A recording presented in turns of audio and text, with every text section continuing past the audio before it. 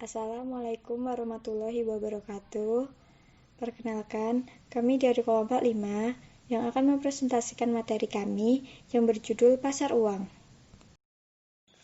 Nah, sebelumnya saya akan memperkenalkan anggota dari kelompok 5. Yang pertama ada Maya Nurfitasari, yang kedua ada Alintang Puspitasari, yang ketiga ada Torik Fahad Kemal Nur Rohman, yang keempat ada Setiawati, yang kelima ada Mardiana Ekawati, yang keenam ada Mustika Sulistianing, dan yang ketujuh ada Satya Rengga Anis Prakoso.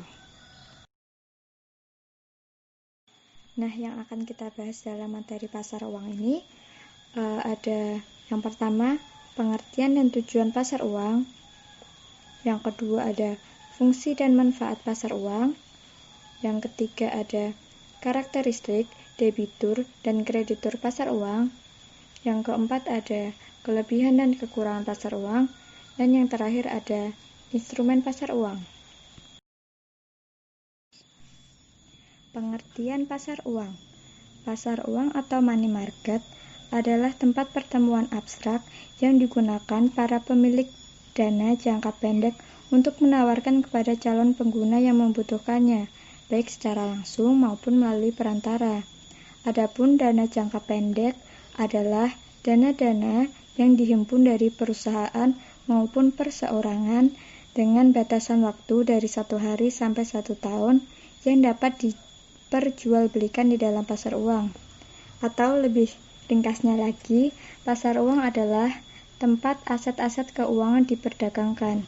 Pasar uang berfungsi untuk memperdagangkan dana jangka pendek, yaitu dana berjangka waktu kurang dari 1 tahun.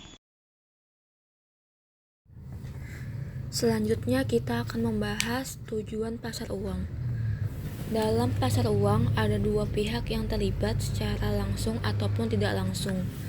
Tiap-tiap pihak saling berkepentingan satu sama lainnya dan mempunyai tujuan masing-masing. Pihak pertama ada pihak yang membutuhkan dana, baik pihak bank maupun perusahaan non-bank yang membutuhkan dana yang segera harus dipenuhi untuk kepentingan tertentu. Yang kedua ada pihak yang menanamkan dana, yaitu pihak yang menyediakan dana atau pihak yang menjual dana, baik bank maupun perusahaan non-bank, dengan tujuan untuk investasi di pasar uang. Tujuan pihak yang memerlukan dana dan mencari dana tersebut di pasar uang bergantung pada kepentingan dan kebutuhan pencari dana. Ada 4 tujuan dalam menghimpun dana dari pasar uang, yaitu yang pertama memenuhi kebutuhan jangka pendek, yang kedua memenuhi kebutuhan likuiditas, yang ketiga memenuhi kebutuhan modal kerja, dan yang keempat membayar clearing yang harus segera dibayar. Sedangkan tujuan bagi pihak yang dimaksud menanamkan dana adalah sebagai berikut. Yang pertama, memperoleh penghasilan dengan tingkat suku bunga tertentu.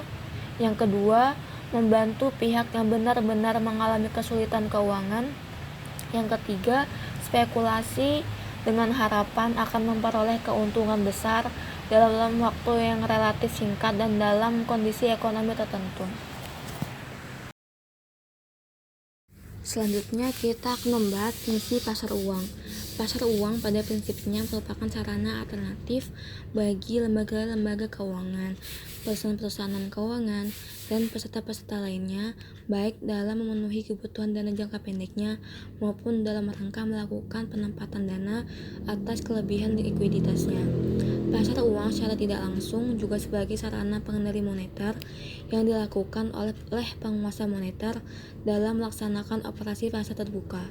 Pelaksanaan operasi pasar terbuka di Indonesia dilakukan oleh Bank Indonesia, yaitu dengan menggunakan sertifikat Bank Indonesia yaitu SBI dan surat berharga pasar uang yaitu SBPU.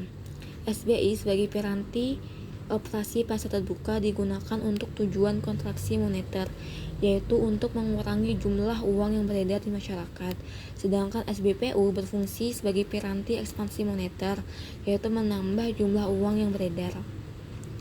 Dalam sistem perekonomian pasar uang juga dibutuhkan karena banyaknya perusahaan serta individu yang mengalami arus kas yang tidak sesuai antara inflow dan outflow. Oleh karena itu, pasar uang juga berfungsi untuk menjembatani adanya kesenjangan antara penerimaan dan pengeluaran dana. Bagi para investor, pasar uang terutama untuk mencari keamanan dan likuiditas di samping peluang untuk memperoleh pendapatan bunga. Adapun fungsi pasar uang yaitu sebagai berikut. Yang pertama, bagi bank sentral sebagai piranti untuk melaksanakan kebijakan moneter melalui operasi pasar terbuka. Yang kedua, sebagai penghimpun dana berupa surat-surat berharga jangka pendek. Yang ketiga, sebagai sumber pembiayaan bagi perusahaan untuk melakukan investasi. Yang keempat, sebagai perantara bagi investor luar negeri dalam menyalurkan kredit jangka pendek kepada perusahaan di Indonesia. Yang kelima, memberikan informasi mengenai kondisi moneter, preferensi, dan tingkah laku peserta. Untuk yang selanjutnya adalah manfaat pasar uang. Yang pertama, memacu suksesnya pembangunan ekonomi. Yang kedua, menyerap tenaga kerja dan meningkatkan pendapatan masyarakat yang semakin berkualitas.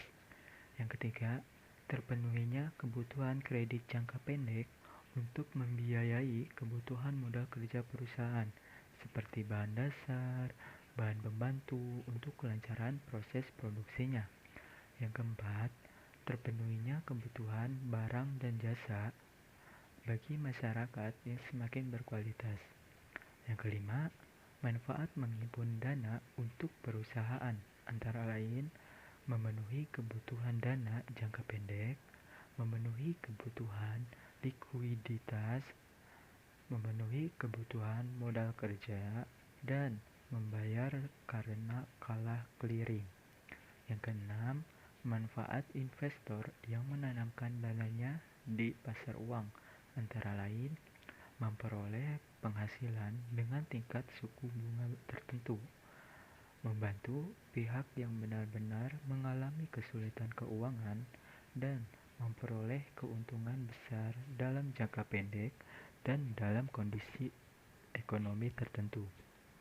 Dan yang terakhir, manfaat pasar uang bagi manajer keuangan antara lain memperoleh dana dengan cepat dan terpenuhinya kebutuhan kredit jangka pendek untuk membiayai kebutuhan modal kerja perusahaan seperti bahan dasar, bahan pembantu untuk kelancaran proses produksinya.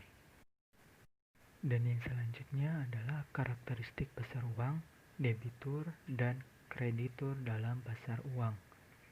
Karakteristik pasar uang. 1. Menyediakan fasilitas atau jaringan transaksi jual beli aset finansial. Yang kedua, mempertemukan pihak yang memiliki surplus dana dengan pihak yang mengalami defisit.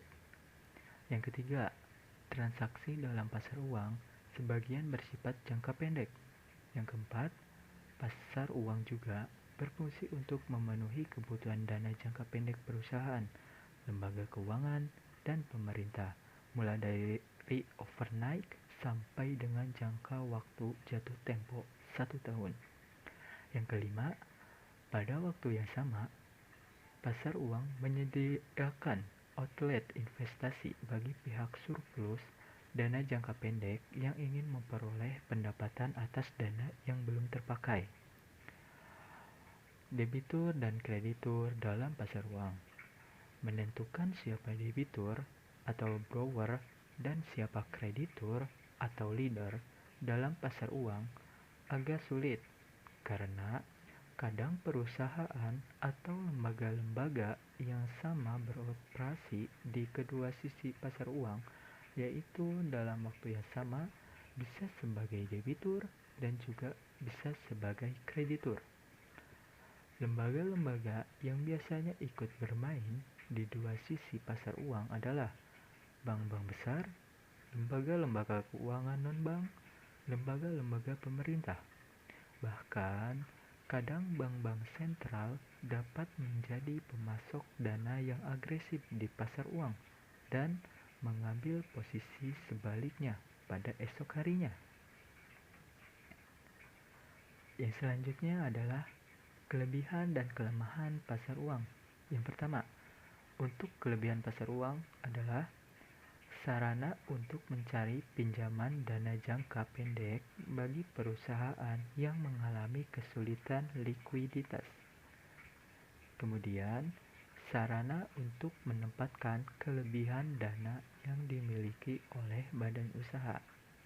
Untuk yang selanjutnya adalah kelemahan atau resiko pasar uang yang mungkin dihadapi dalam kegiatan investasi di pasar uang, antara lain yaitu resiko pasar, yaitu resiko yang berkaitan dengan turunnya harga surat berharga dan tingkat bunga naik mengakibatkan investor mengalami capital loss.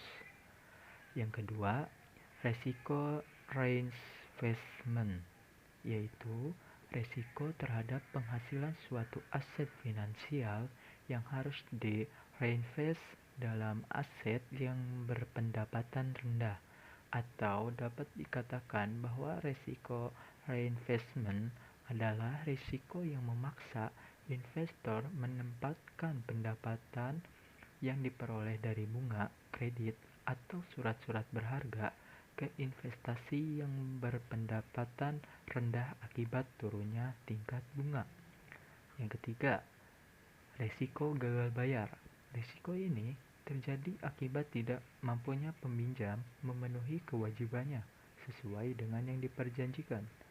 Yang keempat, resiko inflasi.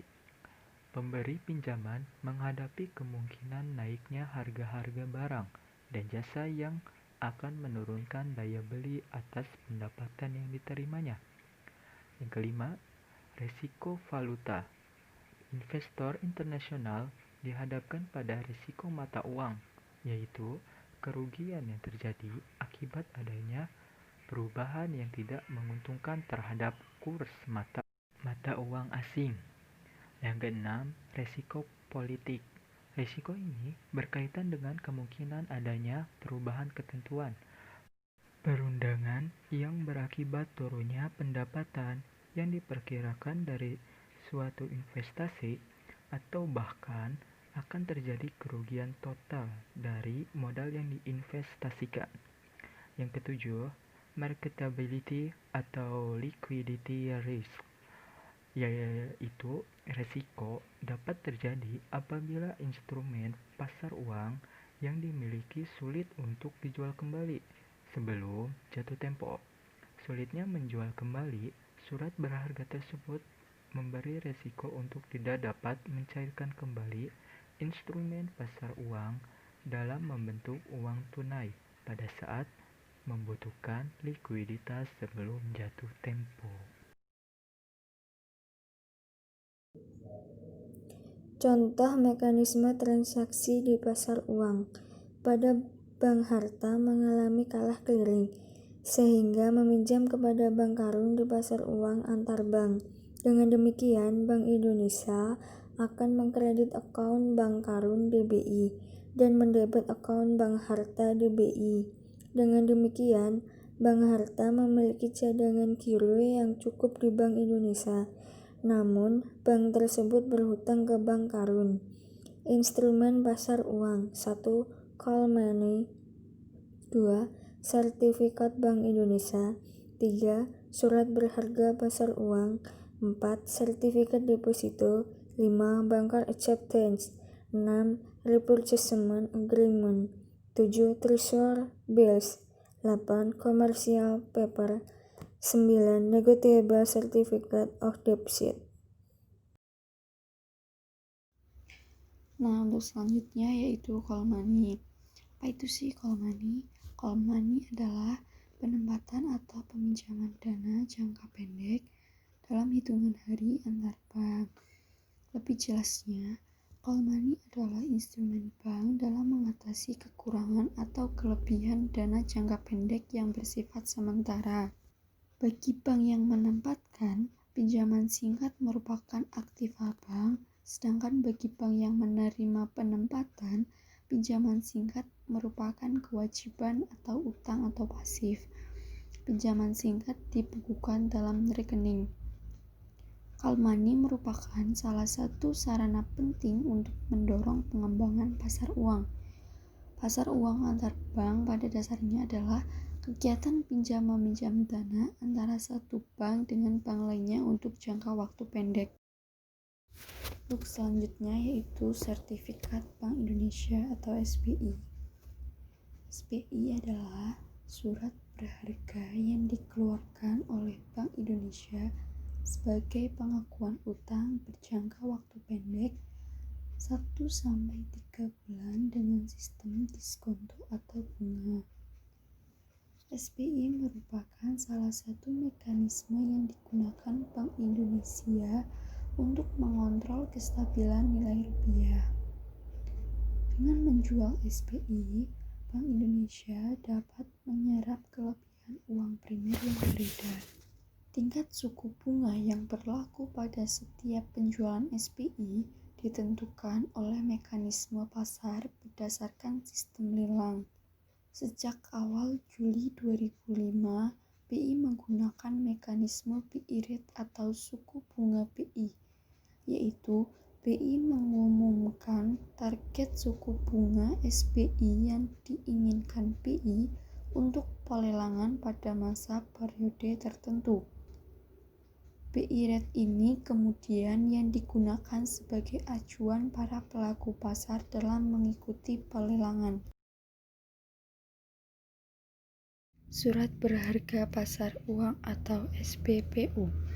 SBPU adalah surat-surat berharga berjangka pendek yang dapat diperjualbelikan secara diskonto dengan Bank Indonesia atau lembaga diskonto yang ditunjuk oleh Bank Indonesia.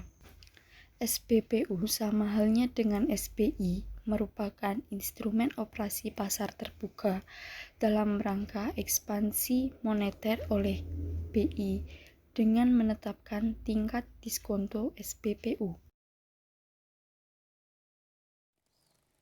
Sertifikat deposito, instrumen keuangan yang diterbitkan oleh suatu bank atas unjuk dan dinyatakan dalam suatu jumlah, jangka waktu, dan tingkat bunga tertentu.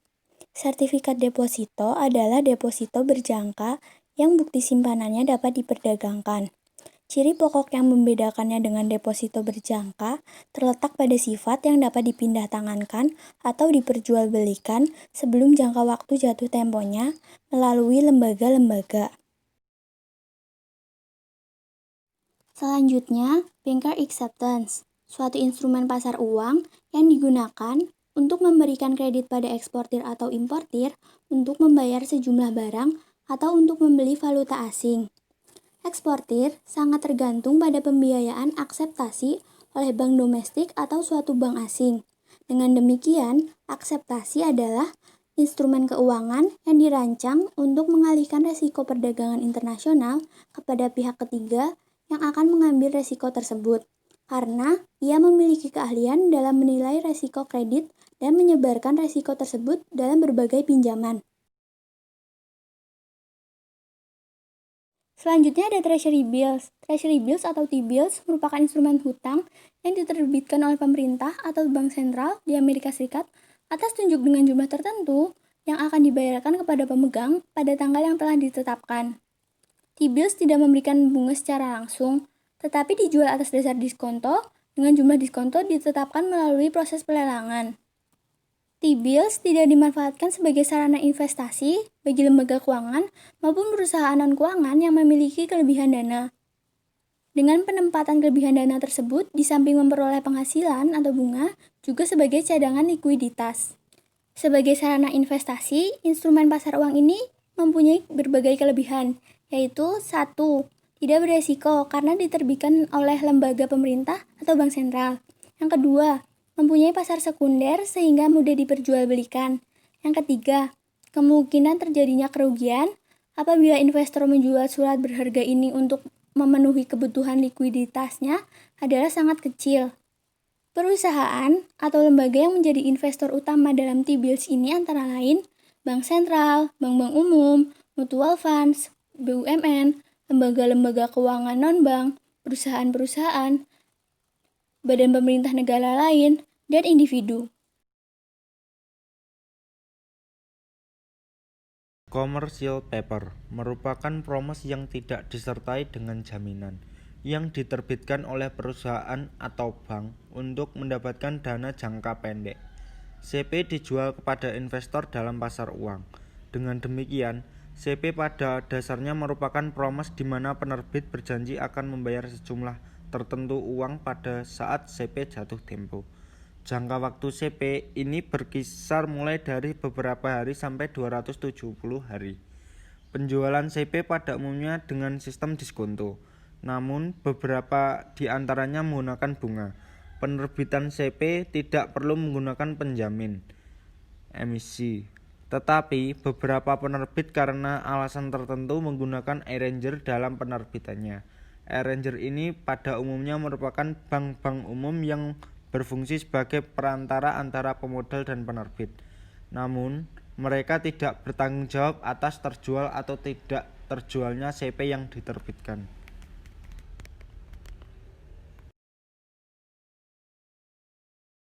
Negotiable Certificates of Deposit atau sertifikat deposito merupakan instrumen yang diterbitkan oleh suatu bank atas unjuk dan dinyatakan dalam suatu jumlah, jangka waktu dan tingkat bunga tertentu. Sertifikat deposito diterbitkan oleh bank-bank umum atas dasar diskonto dengan nilai nominal sekurang-kurangnya 1 juta dan jangka waktu 30 hari sampai dengan 1 tahun. Pencairan sertifikat deposito dapat dilakukan setelah tanggal jatuh tempo, tetapi apabila pemenang instrumen tersebut membutuhkan dana sebelum jatuh tempo, maka mereka dapat menjualnya kepada lembaga keuangan atau kepada investor lainnya. Di samping itu, deposito berjangka selalu diterbitkan dengan atas nama sementara CD atas unjuk.